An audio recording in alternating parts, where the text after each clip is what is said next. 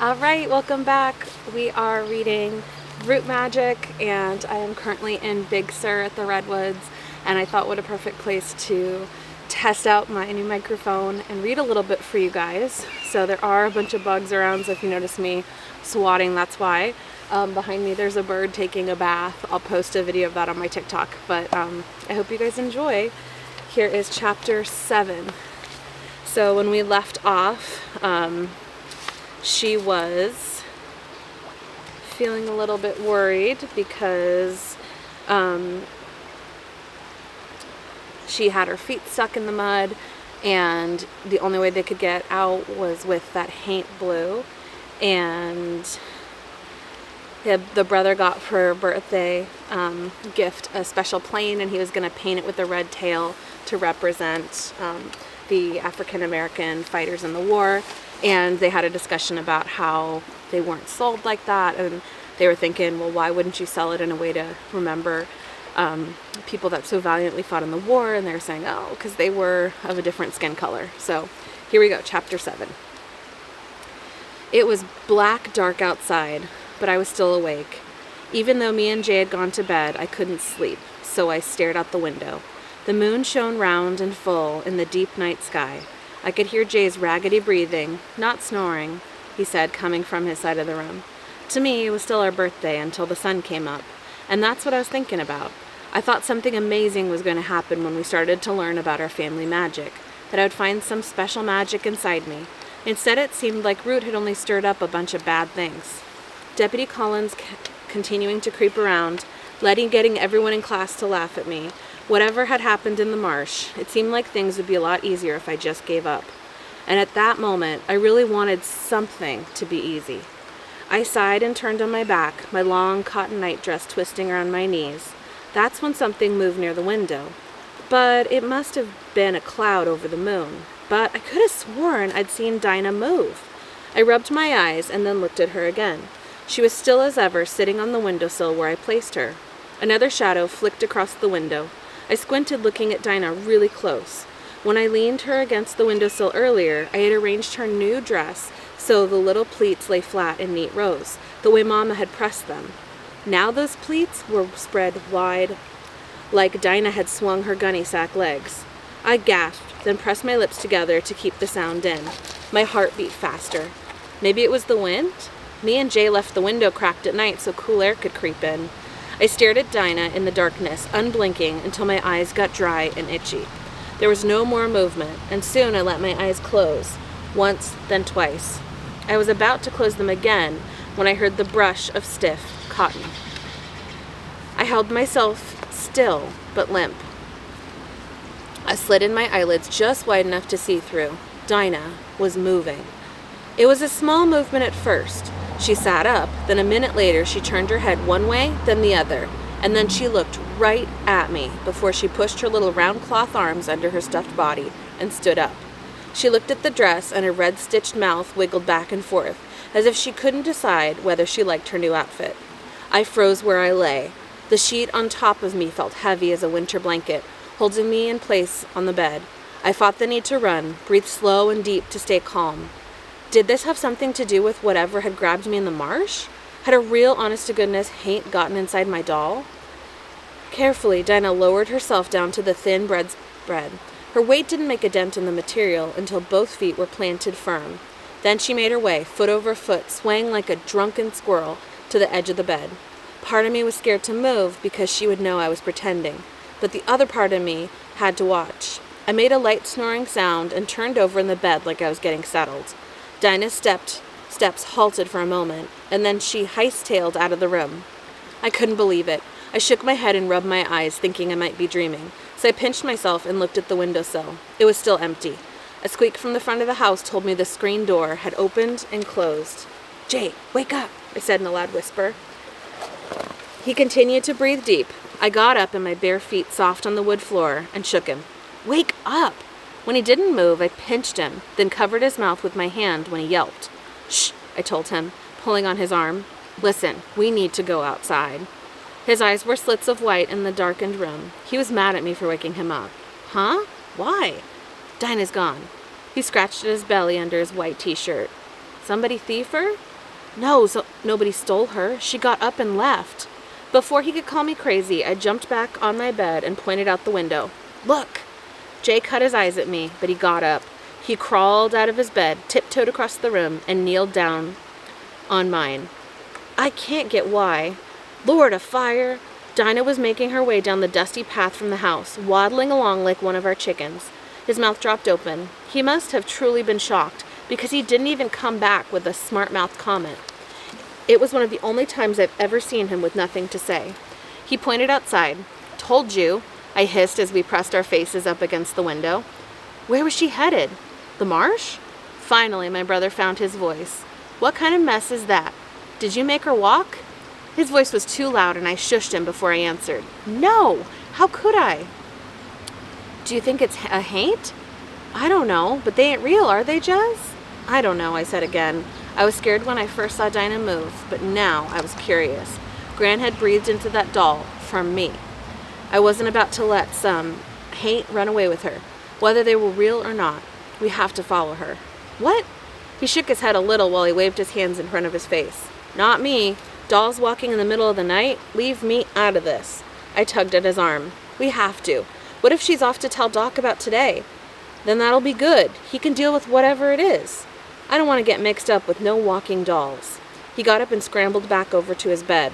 I'm going to stay nice and safe right here. Suppose she gets torn up by dogs or something. Jay groaned and put his pillow over his head.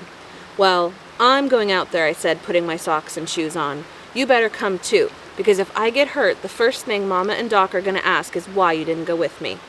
He pulled the pillow down from his face. Fine. He yanked his overalls on over his nightclothes and stuck his feet in his shoes. Then he grabbed a flashlight from his milk crate. You gonna need something to see with. You ain't no cat. I took the small hurricane lamp off my bed table, went to the kitchen, and lit it with a match. Then we eased the door open and crept outside. Jay turned on his flashlight. He muttered, looking for that doggone doll footprints in the moonlight. No sense in that. We're gonna check the cabin, then check the marsh, I told him. With that, we snuck into Doc's cabin, quiet as we could. He wasn't there. He'd been working because there were bowls of root cuttings and such on the table, but there was no sign of him now. There was no sign of Dina, either. So from there, we headed towards the marsh. Are you sure you want to do this? Jay asked, considering. I swallowed hard. Yeah, I'm okay. A gust of wind came through the dark and brought the night to life. It rustled the leaves on the trees. The stalks of corn and Benny made a shushing sound. Crickets, frogs, and other night creatures chirped. Clouds covered the moon and stars. I couldn't see anything beyond a single line of light from Jay's flashlight. My lamp flickered. My heartbeat felt like it was pounding in my head. I could hear my blood rushing through my body. An owl hooted. Long grasses rustled, tickling our ankles. We marched quietly towards the marsh, the evening air steamy, making sure we stayed on path.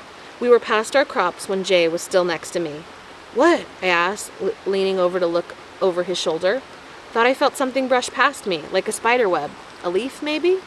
He tilted his head to listen, and a puff of air blew my flame out, like somebody had made a wish. Now Jay's dim flashlight was the only light we had. Side by side we turned, letting the beam of light cut through the darkness and the thin shadows. We saw nothing except grass, trees, crops, and the hard-packed dirt path as we moved. Doc's cabin seemed miles away. From where we stood, our house looked tiny and impossible to reach. A moment before we completed the circle, the flashlight hit something. It was as if there was a patch of night it couldn't get through. Jay froze. Then inch by inch, he moved the flashlight back the way we had come. I was hoping it had been a mistake, that he had taken his finger off the switch for a minute, but the thick darkness ate up the beam again. Then the darkness spoke. Happy birthday. And it reached for us. We screamed, not caring that anyone heard, and turned to run back to the house and to Mama. As we sprinted, a crackling sound came from behind us, like someone stepping on dry leaves. The flashlight showed how far we were away from safety. Not gonna make it home, I panted.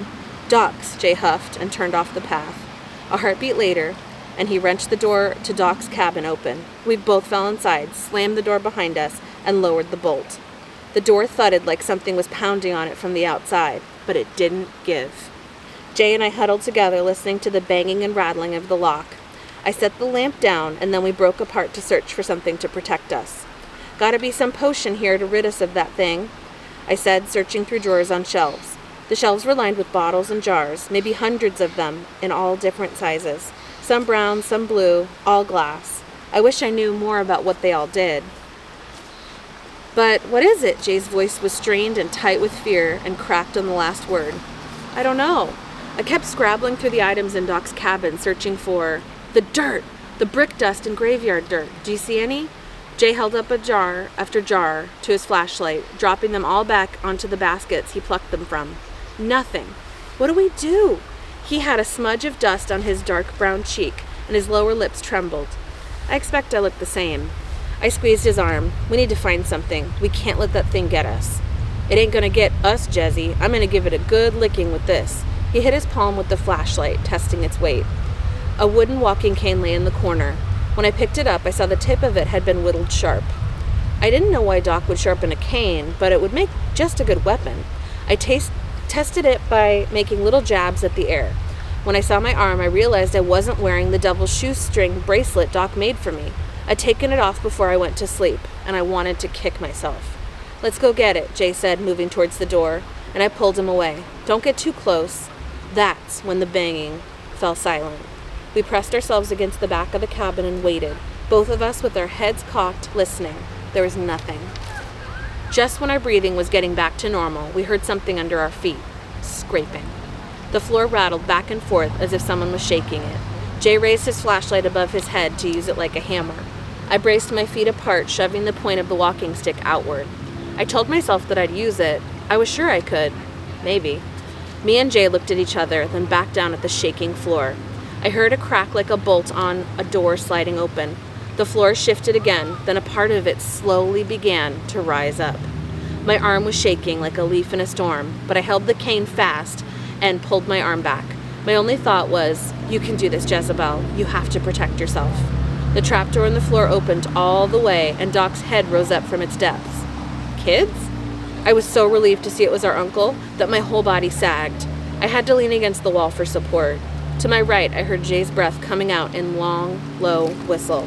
Then I realized he was still holding the cane out, and Jay still had I was still holding the cane out, and Jay still had the flashlight. Doc stared at both of us and says, "Looks like we might need to have a talk, huh?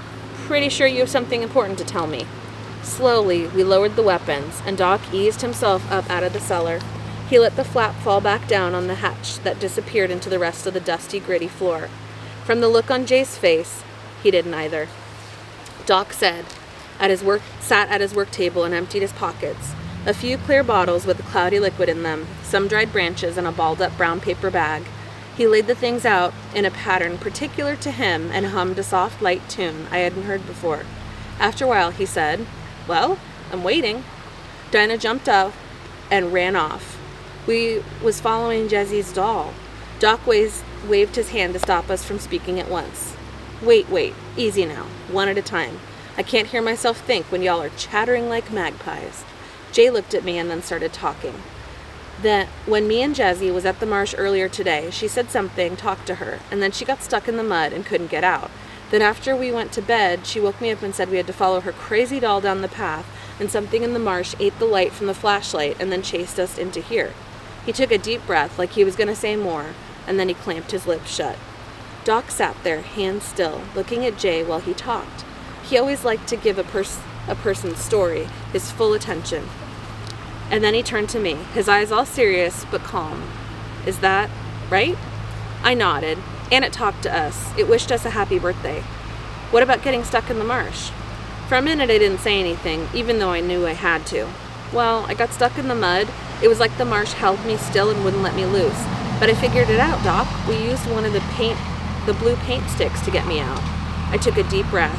"So there's really nothing to worry about. You can still keep teaching us root work." If Doc was angry with us about what happened, he didn't show it. He just asked, "What about then? Did you hear anything when you were stuck?" Jay and I shared a look. I heard a voice, clear as day, saying it was time.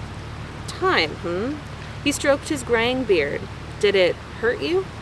From the way he said the word hurt, I knew the answer was important. I had been scared, but no, it didn't hurt me. "Okay," Doc said. "Did it feel like it wanted to hurt you?"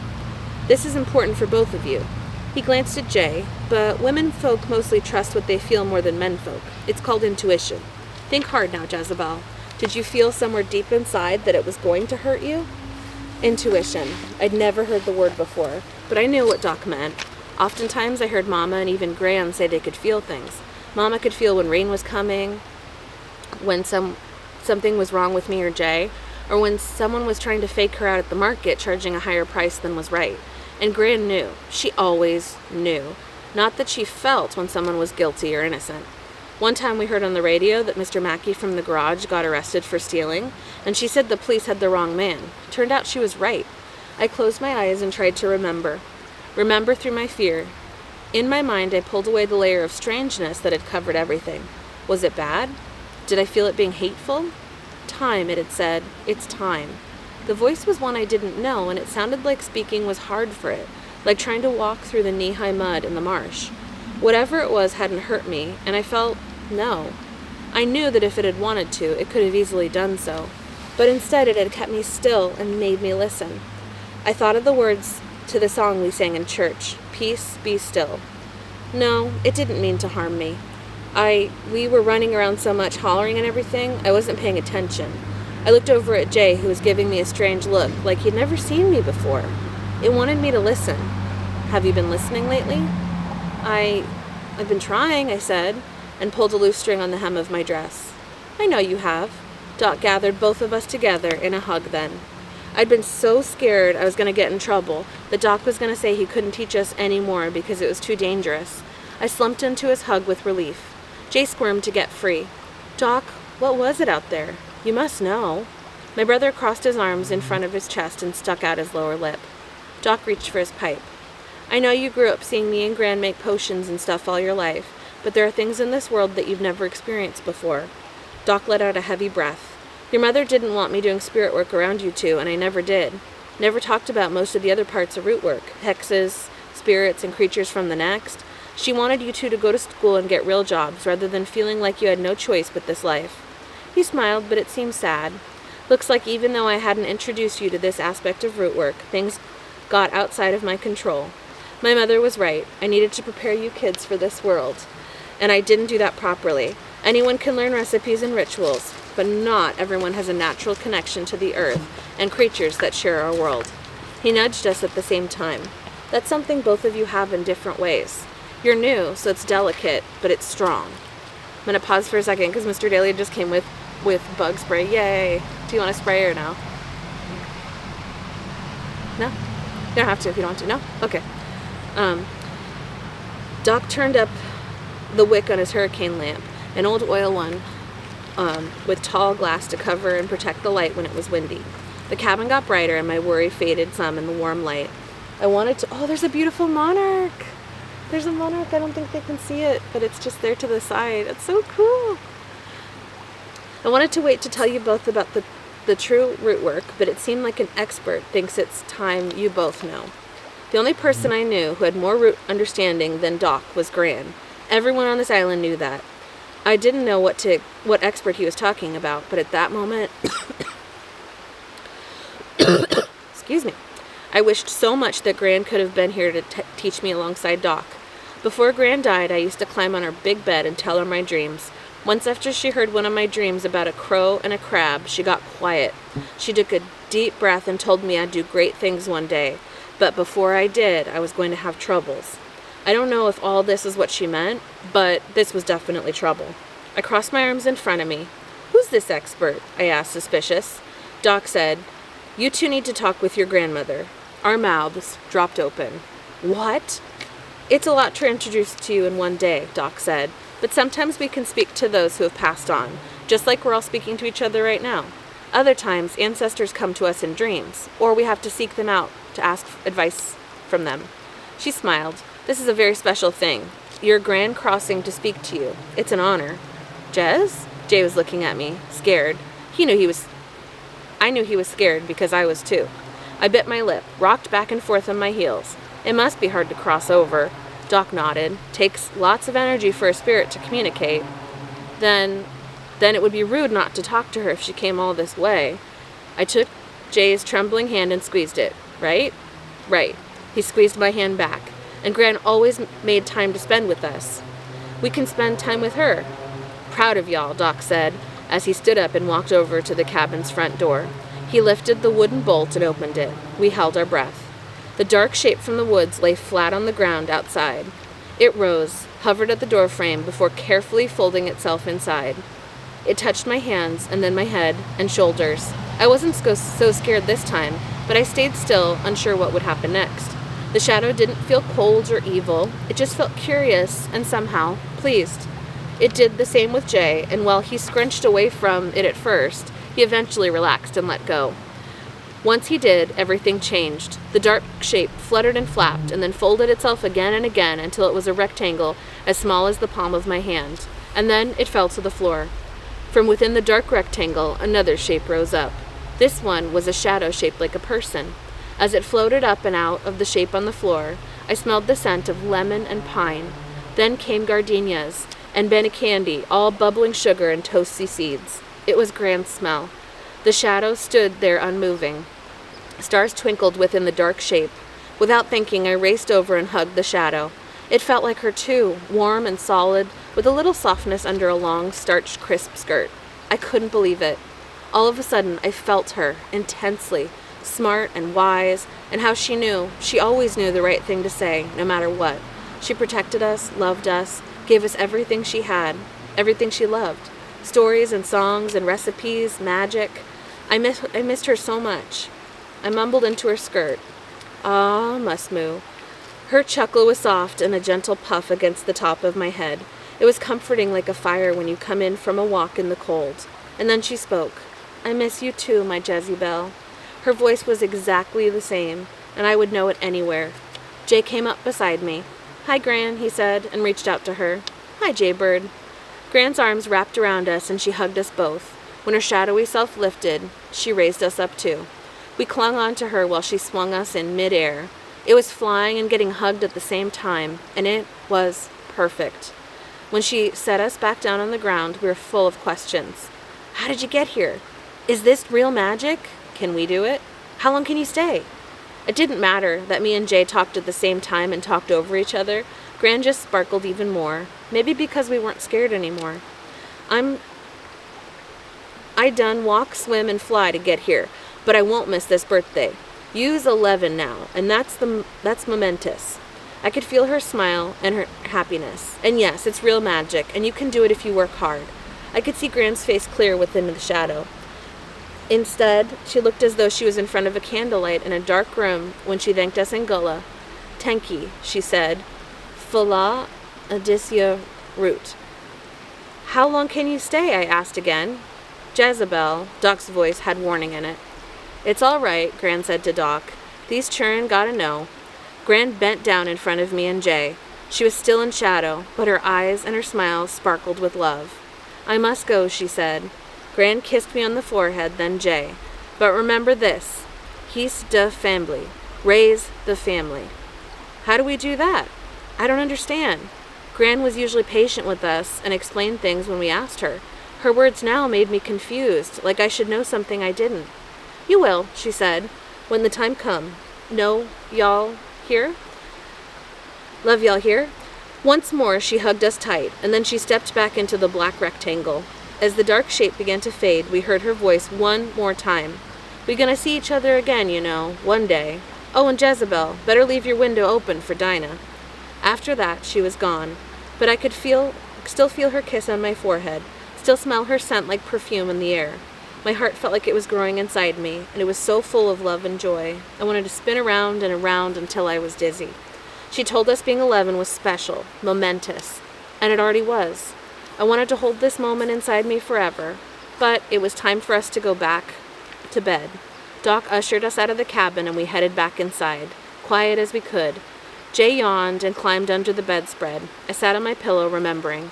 Something had opened up in me, a huge, deep well that wanted to be filled. I knew now why learning my family's magic was so important. There was more to root work than I'd ever imagined, more than kids at school could understand, more than Deputy Collins could scare out of us, and I was ready to learn it all. I was tired, but I felt better than I had since Gran passed away. I raised the window a little more, like Gran asked, for Dina to get in, and then I climbed under the covers. I think I can do this, I whispered into the night. It's scary, but exciting too, and I love knowing that I'm doing things the people in my family even 100 years ago used to do. I lay back on my bed and said my prayers for the health and happiness of everyone in the family, making sure to still include Gran. When I looked over at Jay, he had his face smashed in the pillow, already asleep. Soft light from the moon and stars came through the sheer curtains into our room, making patterns on my bedspread that I traced with my finger. Sounds of the marsh filtered in through the cracked open window, frogs croaking, cicadas singing, and the call of screech owls. My eyelids got heavy. This is going to be a big, important year, I whispered to myself before I fell asleep, too. Woo! So that was a good chapter. We had a lot of magic happening. I'll see you again later when we'll get into the next chapter, but I hope you're enjoying it. Bye.